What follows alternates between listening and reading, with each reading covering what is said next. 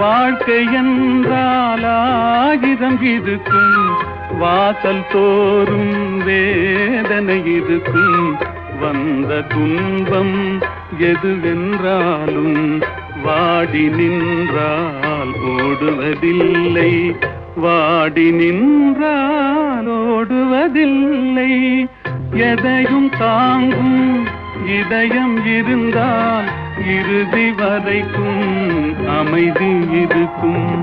மயக்கமா கலக்கமா, மனதிலே குழப்பமா, வாழ்க்கையில் நடுக்கமா.